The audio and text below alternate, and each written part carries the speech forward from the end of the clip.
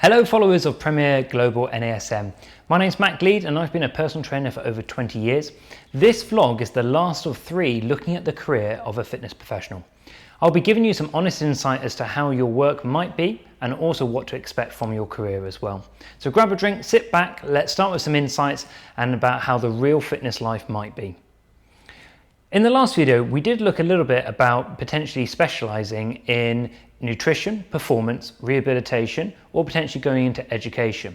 Now, these are not by any means the only ways that you could further your own development and find a niche, but these are just some of the very common ways that people do go into this. So nutrition, mainly because a lot of people find that to complement somebody losing weight, which is a very common goal, they need to be able to give better nutrition advice. Now, as a level 2 gym instructor and a level 3 personal trainer, you are not able to give precise nutrition advice. Your level of knowledge is not that of a nutritionist. So be very mindful about, you could literally do the training and work with a nutritionist, but for several people, they do want to bring both those skill sets together. Now, potentially performance is another area, and it's very desirable, especially for a lot of young guys who have always enjoyed playing a lot of football, to turn around and say, I want to work with football teams, for example. Well, being honest with you, it's a very complicated situation, because for all of the people who want to become a footballer, very few actually become a footballer. And then once you've become a footballer and your career potentially could be over in the space of maybe 10 to 12 years, if you've had a very strong and long career, where do you go next? Well, quite often you're going to want to stay in football because it's all you've ever known as well. So those people which have already got the insight and they understand the needs and the wants and the demands of the sport, very often will do a fitness qualification, and that will give them access into calling up their old friends who may be other coaches or players themselves and work with those people so that they can actually give their insights to that person. Where somebody who has never reached that high level of sport, they just aren't going to have the same insight. So be very mindful about your aspiration of wanting to work with top professional teams. What is it that you can offer them that nobody else could? And that insight is definitely going to be a great way of work at that top level. However, it's not to say it can't be done. I personally never made it as a sports person, but I've worked with some of the top sports teams, athletes, as well as some of the clubs which have worked in teams like Liverpool Football Club, Manchester City, Aston Villa, Reading Football Club. I've worked with tennis players which have been on the performance circuit, and we've also worked with quite a few different triathletes as well. So in quite a few different sports, I've managed to find a niche, but that was based on performance and almost about movement and rehabilitation as well. That was kind of the niche that I went into. However, rehabilitation is in itself a very good qualification to have. Working with people who have got injuries, because often when people want to perform to a higher level, they often do have little setbacks, little niggles that they need to work around. So maybe looking into becoming once you've done your personal training, looking into working and doing some injury prevention or correction exercise, that's a great way of going into things. Then indeed, you could go into teaching yourself. It's something that I did. I just generally want to make a bigger impact into the fitness industry. Now, training more clients is one way to make an impact, but I actually at one point thought, well, I want to actually help more people. The best way to do that is to help educate people to be better fitness professionals, and then they can have a bigger impact. So hopefully my legacy when I retire or finish my career will be that I have literally trained thousands of people all over the world, and they're all training other clients which are all having a meaningful difference on the whole world's almost health, really. So it's something that if you are going to go into a niche, it's something you've got to be very authentic about and very passionate about. It's quite often a topic which interest isn't always enough. It might be what draws you in, but you've got to be honest with yourself about what it is you're doing it for. Is it because you want to work with footballers or you want to work with a football team? But I'll be really honest with you and say that fairly often those positions are already taken, and they're not always as good as what you first think. The longevity of working in sports can quite often be, if funding isn't there, then you might have to reapply for your own job every circle of funding. So it might be every 2 years or every 4 years. If you're working with sports teams, well, if the manager gets fired, the coaching staff will often go as well. So you've got to be very mindful about what it is that you want out of it. If it is just to work with footballers, then setting up almost a business yourself to work with individual players can often be a really great way of doing that, rather than necessarily working for the club where you don't have as much security as well. Now, as part of that journey, I mentioned about my education, and in the second of these 3 vlogs, I talked about my passion of working and developing some fitness yoga.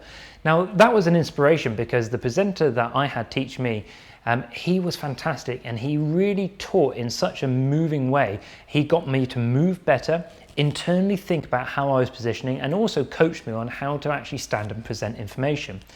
So once I'd learned something like that, I actually thought, well, this is great. I almost want to have the benefits of what he's doing, but I also want to be able to, if I can, start to replicate some of the skills that he has shown me, and now I can practice those and develop myself as well. So it was a real complement to the other types of classes, as I explained in the second video. From teaching yoga to spinning, very, very different. But then generally actually applying the kind of the motivational way and the movement and internal focus, and applying that into my personal training definitely taught me into almost how to communicate with different types of people at different times, which was great. Now, I also mentioned in the second video about my TRX journey. So as a TRX instructor, I'm actually a TRX Senior Master Instructor, and that means that I train other trainers to deliver the TRX courses. So I've taught literally all over the world. I've had some great trips, and quite often there'll be 2 to 3 days in different countries where I'll have a group of trainers which I will teach a course, and then I'll assess them teaching back, and then we quite often will try and do something. And this has literally taken me all around the world to countries like Bali, over to Dubai, we've gone over to Greece, and in several European countries and Eastern European countries particularly as well. So it's been great that I've managed to travel with work and actually develop a skill set which is that of an educator as well. Now, I did refer a couple of times already to the Liverpool Man City. So the work that I've done with them was really interesting, and it was predominantly on the back of the TRX work. So I was asked to go into Liverpool and Manchester City Football Club and actually work with them in supporting their physical trainers, so their coaches, in order to try and get more out of them, but also to work with the physiotherapy and the rehabilitation team, and almost find a middle ground between wanting more performance but trying to manage potential stiffness, aches and injuries and knocks, and trying to find that middle ground between movement is such a critical skill. Are there some exercises that will improve performance, prevent injury, that a footballer could do to actually develop more of a skill set and make them more robust so that they don't break down as often? Now, when you're starting to work with a £50 million footballer, that footballer is only worth £50 million when he's on the pitch playing. If he's spending 6 months on the injury table, getting massage every day and rehabilitating himself from a hamstring injury, for example, he's not really worth that £50 million at that moment in time. So it's always about trying to get the most out of the player to perform optimally, but trying to find a way to prevent them from breaking down as well. Now, one of the fantastic things that TRX and the way that we applied it to these football teams is that if they're going away for a European match and they're flying late in that evening, then the next day they'll have a day of training, then the day after that would be the match. They might be away for 2 to 3 days. But once they finish that flight, they need a way to stretch, to release tension from being sat down on coaches and airplanes and then transport back to the hotel. So finding a way that they can move with purpose and try to release tension is a great way, and that's how we supported some of these football teams. In addition, once they are away, if they don't have their whole kind of home environment where they have their club base, where they have access to all of the kit that they might like, having a TRX where they know what exercises they can do and having skilled coaches and rehabilitators around them which can take them through a series of exercises to keep their muscles active, that's a great way. And then indeed some sport specific work where they can actually start to replicate some of the movements and that instability of changing and moving in different directions, that can be applied onto the TRX as well. So it really was a really nice niche, and it's also something which we've worked with other football clubs and also which we've brought into amateur clubs as well. So one of the other niches that I personally really went down was teaching other trainers, as I've mentioned. And as part of that, I've actually written a lot of content.